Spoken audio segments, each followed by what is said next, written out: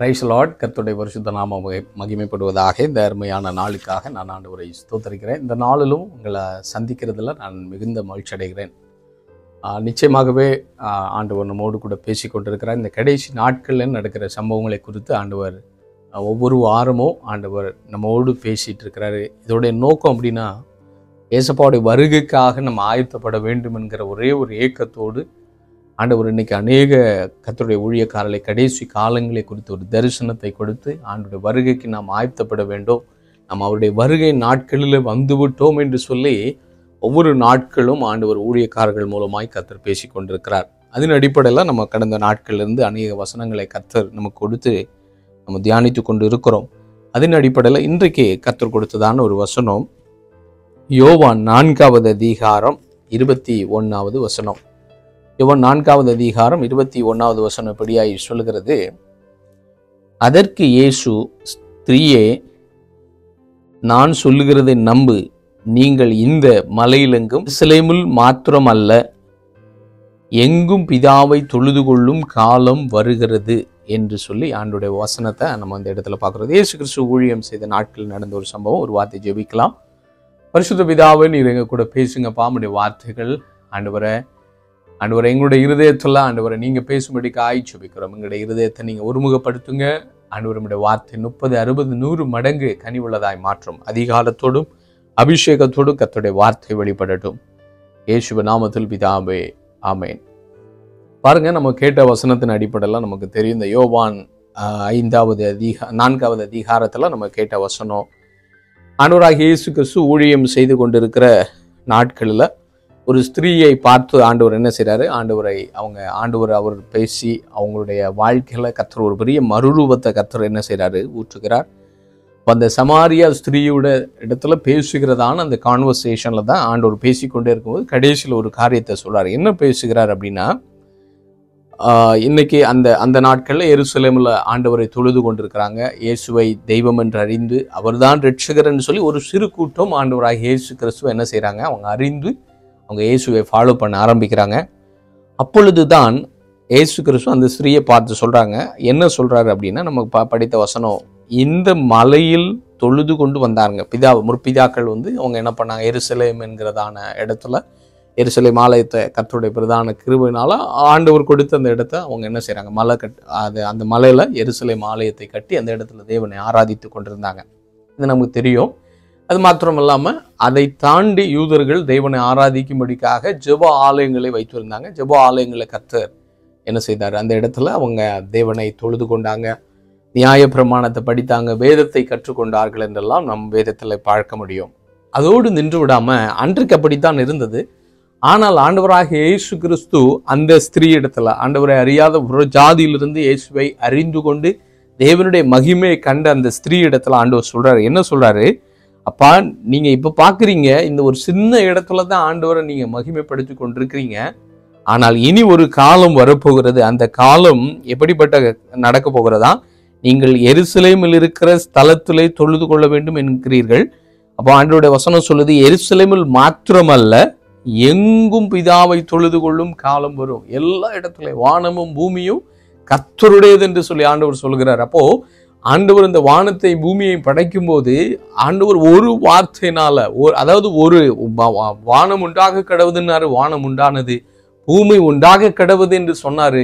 அப்படி என்று சொன்னால் ஒரு வார்த்தை மூலமாக ஆண்டவர் இந்த வானத்தை பூமியை, இவ்வளவு பெரிய வானத்தை பூமி ஆண்டவர் படைத்தார். அவ்வளவு வல்லமை உள்ள தேவன் இந்த பூமியில தான் இன்னைக்கு சுமார் 800 கோடிக்கு அதிகமான ஆத்துமாக்கள் இந்த உலகத்துல வாழ்ந்து கொண்டிருக்கிறாங்க. ஆனால் ஆண்டவர் என்ன சொல்றாரு, இயேசு கிறிஸ்து இந்த உலகத்துல ஒரு ரட்சகராக பிறக்கும் போது ஒரு சின்ன நாட்டுல தான், இந்த உலகத்துக்கு எல்லாவற்றுக்கும் சிறிய தேசமான அந்த பெத்லகேம் என்கிற ஊர்ல, யூதேயா பட்டணத்துல, யூதேயா நாட்டுல பெத்லகேம் என்கிறதான அந்த ஊர்ல இயேசு கிறிஸ்து பிறந்தார். சின்னதுதான், சின்ன இடத்துல தான் அவர் பிறந்தாரு. ஆனால் ஒரு நாள் வரும், உலகமெங்கும் அவரை ஆராதிக்கும் என்று சொல்லி ஆண்டவராக இயேசு கிறிஸ்து அன்றைக்கு தீர்க்க தரிசனமாய் அந்த ஸ்திரீயை பார்த்து அந்த சமாரியா ஸ்திரீயோடனே கர்த்தர் பேசுகிறார்.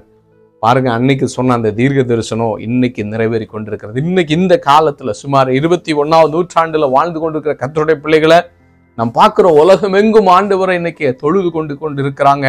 எல்லா இடத்திலும் தேவனை மகிமைப்படுத்தி கொண்டிருக்கிறாங்க. ஒருபுறம் போராட்டம் இருந்தாலும், ஒருபுறம் நெருக்கங்கள் இருந்தாலும், ஆனாலும் அந்த நெருக்கத்தின் மத்தியிலும், அந்த போராட்டங்களின் மத்தியிலும் ஆண்டவர் சொன்ன அந்த தீர்க்க தரிசனம் நிறைவேறி கொண்டிருக்கிறது. என்ன தீர்க்க தரிசனம்? எங்கும் பிதாவை தொழுது கொள்ளும் காலம். எல்லா இடத்திலும் தேவனை மகிமைப்படுத்துவாங்க. எருசலேம் ஆலயத்துல மாத்திரமல்ல, ஜெப ஆலயத்துக்குள் மாத்திரமல்ல, வீடுகளிலும் தேவனை மகிமைப்படுத்துவாங்க, திருவோரங்களும் தேவனை மகிமைப்படுத்துவாங்க, ரயில்வே ஸ்டேஷன்லும் ஃபிளைட்டிலும். அது மாத்திரமல்ல, இன்னைக்கு இருக்கக்கூடியதான கவர்மெண்டுடைய அந்த ஆளுகையில் இருக்கிற கவர்மெண்டுடைய ஆளுகையில் இருக்கக்கூடியதான நமக்கு இந்தியாவில் பார்த்தீங்கன்னா பார்லிமெண்ட் இருக்கிறது.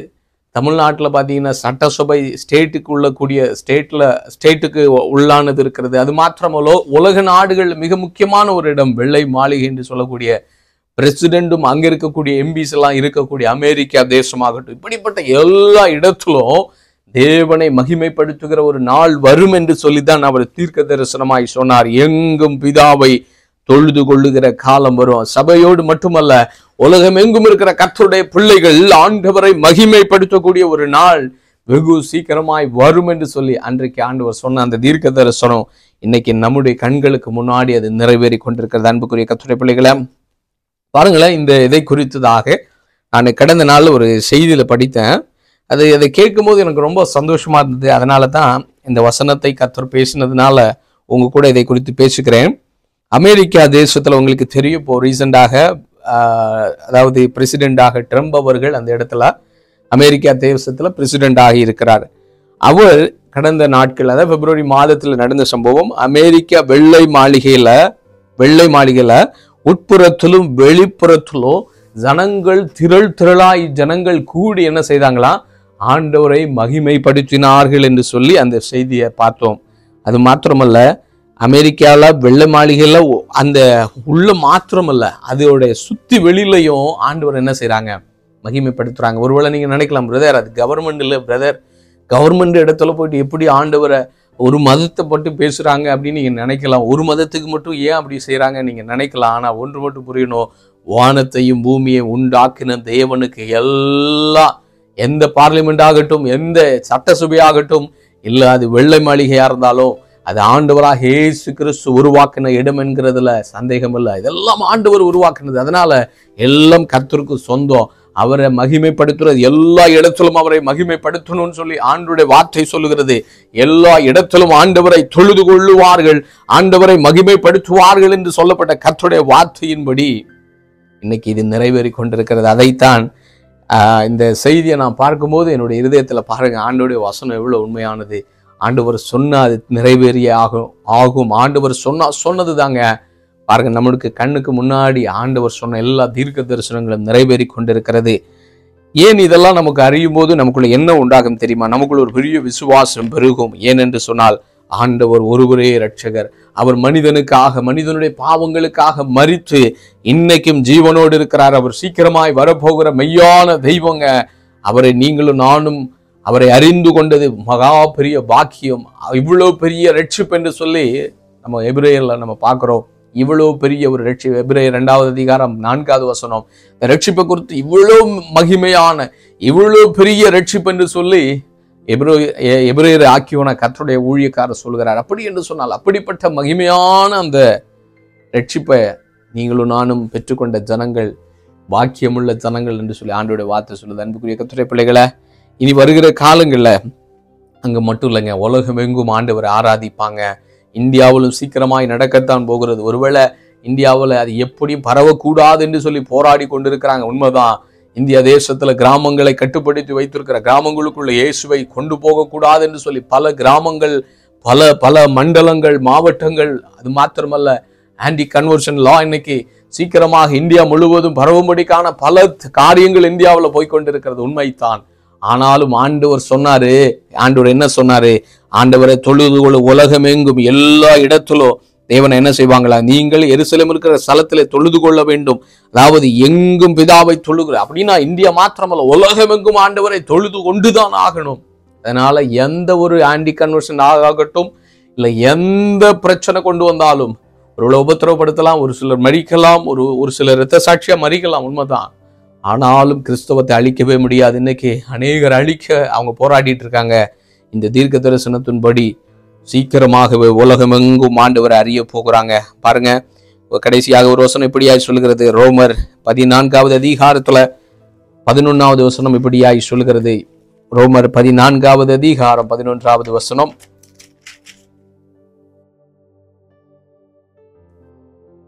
அந்தபடி முழங்கால் யாவும் எனக்கு முன்பாக முடங்கும், நாவு யாவும் தேவனை அறிக்கை பண்ணும் என்று என் ஜீவனை கொண்டு உரைக்கிறேன் என்பதாய் கர்த்தர் சொல்லுகிறார் என்று எழுதியிருக்கிறது. ஆமென்.